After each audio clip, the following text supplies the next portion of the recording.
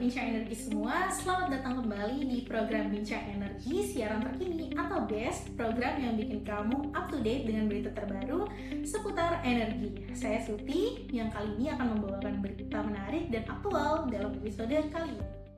Berita pertama datang dari program mandatori biodiesel, di mana berdasarkan informasi dari Kementerian SDM, program mandatori biodiesel ini B40 berpotensi memberikan nilai tambah hingga 20,4 triliun dan devisa mencapai 130 triliun. Sejauh ini belum ada negara lain yang memproduksi biodiesel dengan kadar hingga 40% secara komersial. Pemerintah sedang mempersiapkan penerapan biodiesel B50 untuk mengurangi ketergantungan terhadap energi fosil dan juga sebagai salah satu upaya untuk mencapai net zero emission. Uji coba atau road test penggunaan biodiesel 50% saat ini sedang dilakukan dengan jarak yang telah ditempuh sepanjang 20.000 km dari target yang ada yaitu 50.000 km. Selain itu, pemerintah juga melakukan asesmen atas ketersediaan fatty acid methyl ester atau FAME atau turunan dari CPO yang merupakan bahan baku dari biodiesel itu sendiri. Peningkatan kebutuhan CPO untuk suplai produksi biodiesel B50 berpotensi menurunkan nilai ekspor CPO di Indonesia. Nah, terkait hal tersebut, anggota Dewan Energi Nasional atau DEN, Fadil Hasan, mengimbau bahwa sebaiknya produktivitas sawit perlu ditingkatkan demi mencukupi kebutuhan untuk memproduksi B50 tadi tanpa harus mengurangi ekspor yang ada. Jika ekspor berkurang akibat porsi CPO yang dialokasikan untuk mandatori B50, maka hal ini juga akan berdampak pada penurunan penerimaan Badan Pengelola Dana Perkebunan atau BPDP yang selama ini digunakan untuk insentif. Selanjutnya kita beralih ke berita kedua, yakni berita terkini dari sektor transisi energi nasional, di mana di awal Februari 2026 ini BPI dan Antara Indonesia telah meresmikan peletakan batu pertama dua proyek hijau strategis Pertamina, yakni Biorefinery Cilacap di Jawa Tengah dan juga pabrik bioetanol Glenmore di Banyuwangi, Jawa Timur. Keduanya menjadi bagian dari program hilirisasi nasional yang mendukung tentang swasembada energi yang juga dipastikan bisa jauh lebih ramah lingkungan.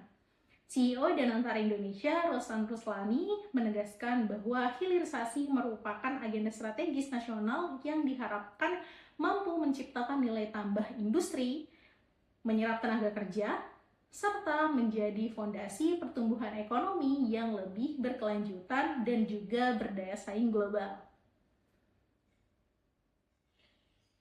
Proyek Biorefinery Cilacap berbasis used cooking oil ditargetkan akan meningkatkan produksi SAE dari 27 kiloliter SAF per hari menjadi 887 kiloliter SAF pada tahun 2029 nanti.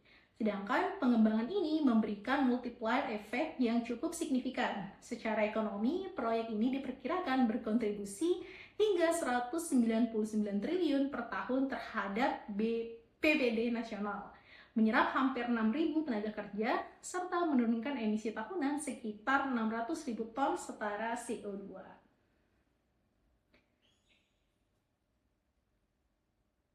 Sementara itu, pabrik bioetanol Glenmore yang ditargetkan memproduksi hingga 30.000 kiloliter bioetanol berbasis tebu per tahun, memberdayakan lebih dari 4.000 tenaga kerja lokal dan juga petani tebu, serta menurunkan emisi tahunan sekitar 66.000 ton setara CO2. Selanjutnya, berita ketiga, yakni akan mengulik lebih jauh terkait pengembangan PLTSA yang ada di Indonesia, di mana saat ini pemerintah Indonesia tengah membidik percepatan program Waste to Energy melalui pembangkit listrik tenaga sampah yang dikenal sebagai PLTSA. Nah, dalam peta jalan yang disusun oleh Kementerian Energi dan juga Sumber Daya Mineral atau SDM, PLTSA ini diharapkan mulai beroperasi secara bertahap pada tahun 2027.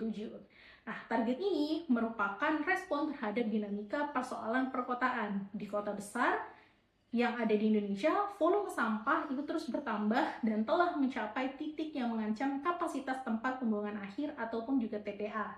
Sedangkan pemerintah menilai bahwa sampah bukan lagi hanya sekadar beban lingkungan, melainkan juga punya potensi sumber energi terbarukan yang perlu dimanfaatkan. Wakil Menteri SDM Yulia Tanjung menjelaskan bahwa tahap awal proyek akan dimulai pada tahun 2026, sedangkan proses peletakan batu prama ataupun juga groundbreaking. Nah, waktu konstruksi sekitar 1,5 hingga 2 tahun, dan sejumlah fasilitas PLTSA diharapkan sudah menyala dan menyuplai listrik pada tahun 2027 mendatang. Untuk membuka ruang investasi dan juga meningkatkan daya tarik pengembang, pemerintah telah menerbitkan Peraturan Presiden Nomor 109 Tahun 2025. Perpres ini menetapkan kerangka hukum dan juga finansial untuk mempercepat pengembangan PLTSA di berbagai kota yang ada di Indonesia. Sedangkan hingga sejauh ini terdapat 34 lokasi kabupaten atau kota di Indonesia yang diidentifikasi akan menjadi lokasi pengembangan PLTSA itu sendiri. Pemerintah telah menetapkan harga jual listrik yang diproduksi PLTSA sebesar US 20 sen per kWh. Dan tarif tersebut diperkirakan telah mengcover cost untuk teknologi pengelolaan sampah.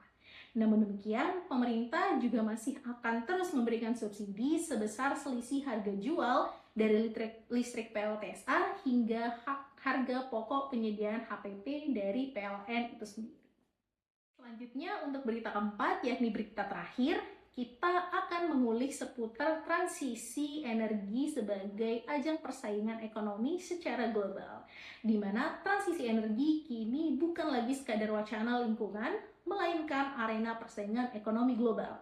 Hal itu ditegaskan pendiri Foreign Policy Community of Indonesia atau FPCI Dino Patijalal yang menyebut bahwa negara tercepat mengembangkan industri energi bersih akan menjadi pemimpin ekonomi di masa depan.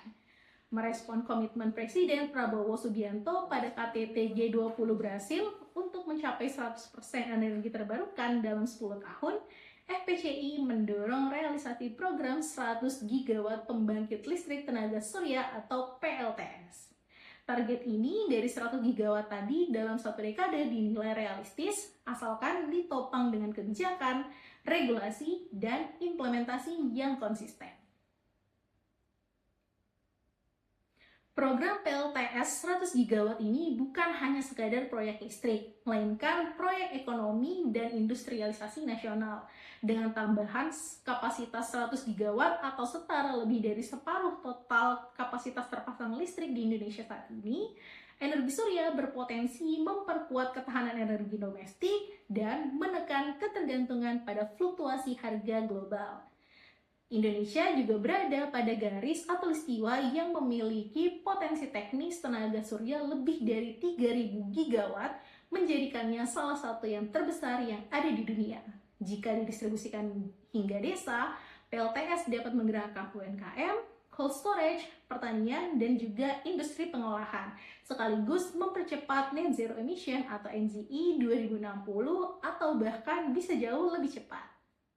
Demikian BEST edisi ke-83 kali ini. Ikuti terus berbagai program Bincang Energi lainnya yang bisa kamu akses melalui website bincangenergi.id dan akun Instagram juga TikTok kami yang ada di @bincangenergi, serta channel YouTube kami di Bincang Energi. Jangan lupa follow, like, dan share, serta nyalakan notifikasinya ya, supaya kamu tidak kelewatan informasi-informasi seputar energi terbarukan yang ada di Indonesia maupun secara global.